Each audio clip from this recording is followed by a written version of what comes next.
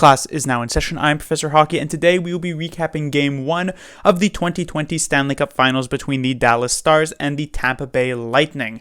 Now, I didn't really know what to expect coming into this Game 1. Whenever we see a Western Conference team play an Eastern Conference team in the Stanley Cup Finals, which is, of course, every year, we end up in a situation where it's sort of difficult to predict what will happen, because usually both conferences have pretty different styles of play, and sometimes they even have vastly different styles of play. I think a big one that I like to remember, or actually I don't really like to remember this, was when the Sharks met the Pittsburgh Penguins in the Stanley Cup Finals in 2016. The Sharks were looking really good through the first 3 rounds through the Western Conference, but then they matched up against a Penguins team who just played such a different style from them, and a style that worked so well against what the Sharks could put up, that there really was no chance for the Sharks, even though many thought this could be a much closer series than it did end up being. And so coming up here, it was hard to really gauge the power, the relative power of these two teams against each other. And also another thing to mention is that the Dallas Stars had more rest than the Tampa Bay Lightning coming into this series. This is a big one. When it comes to, let's say, over a week time off, usually then you start getting a bit cold, a bit rusty, and so you have a tough time coming back in. And usually if you have very little days off like the Lightning had, you can get a bit tired. The Stars actually ended up with what was almost like the perfect amount of days off, only just 4 or 5 days off before this next series started, which allowed them to get the proper rest, but not enough time off that they end up getting cold. So Stars with that good factor, and that ends up playing a huge role here, as the Stars through the first 40 minutes of this game are just completely controlling the pace of this game. The Lightning looking quite weak through the first couple of periods. This one starts off with a Hanley goal. It's tied up by Yanni Gourde, but that's a pretty lucky goal, and it ends up being the only one the Lightning score. Eventually in the second period, the Stars add goals from Alexiak and Kiviranta, and then in the third period, in empty netter from Dickinson will close out the game 4-1 for the Stars and get them on the board here first in this series. Good news for the Dallas Stars, a fantastically played game. It seems as though they really picked up where they left off in their previous series against the Golden Knights, playing some solid physical a restricting style of hockey. You know, it wasn't a dominant performance from the Dallas Stars. It's not as though they just completely destroyed the Tampa Bay Lightning, especially with what ended up happening in the third period, but it was a good performance, and it was very much like the games they were winning against the Golden Knights, and as we know, they ended up taking that series in 5 games, so we'll see what they can end up doing here. Another player to, of course, mention, it has to be Anton Khudobin in nets for them.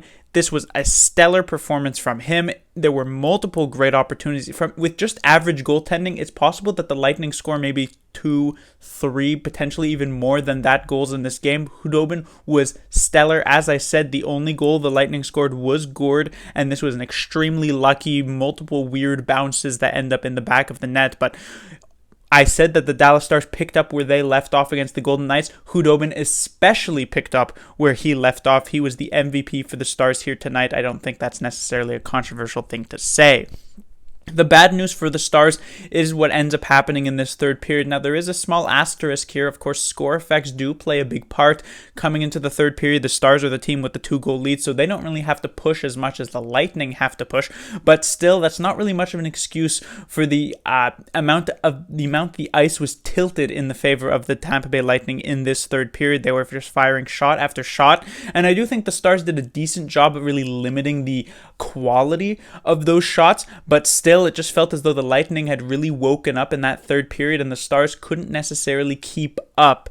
So as we move on later into this series, if the Dallas Stars can perform at the level they were at in the first couple of periods, they can definitely shut down this Tampa team and close out this series potentially rather fast. However, if we end up seeing them fall behind a bit like they did in this third period, we might have a much more interesting series, and the Dallas Stars will be happy that they managed to get a Game 1 win here, because they might not be able to get too many after if that ends up being the case. So a bit worrying, though I would say majority of the time they looked good. It's just they probably would have rather finished as strong as they had started. On the Lightning side, the good news for them is exactly what the bad news for the Dallas Stars was. The Lightning did seem to wake up late in that period. As I had mentioned earlier, the Lightning very little time off here from series to series from the third round to the fourth round, so it was always going to be a bit of a challenge against a rested Dallas Stars team. And in those first two periods, they looked sleepy, they looked lackluster, but the third period definitely inspires a lot of hope moving forward in the series. As I said, if they can play like that, they should have not too much trouble moving forward. Of course, not good to lose game one, but we'll see what ends up happening. On the bad news side for the Tampa Bay Lightning here is that we do still have to point out that they, in the last couple of games against the Islanders in that third round series, they only scored 1 goal in game 5 and 2 goals in game 6. And now here tonight, they only end up scoring 1 goal, and it's a lucky one. We look back at the Stars' opponent from the previous series. It was the Golden Knights, who did something similar. Their scoring sort of dried up in that series prior against the Vancouver Canucks, and then when they came up against the Dallas Stars, they couldn't really solve Khudobin, and they ended up losing that series. And now the Lightning, following in a similar trend, it was slow there near the end of the Islanders. They were having trouble beating Varlamov, and now here in this first game, they're having trouble beating Khudobin. They need to find a way to get much higher quality chances on it. There were a couple early on in the first and second period, and in the third period, there were some decent opportunities, but just not really dangerous enough to actually capitalize on them. So if they can't actually find a way to beat Khudobin, this Stars team has been clutch enough scoring-wise and solid enough defensive-wise to be able to close out a series rather well. But that will do it for this recap. In terms of my prediction, I had said the Lightning would win it in 6 games. The third period played by them does make me think that that is still technically a possibility, but of course the win here in the first period by the Stars does indeed throw a wrench in those plans. Class dismissed.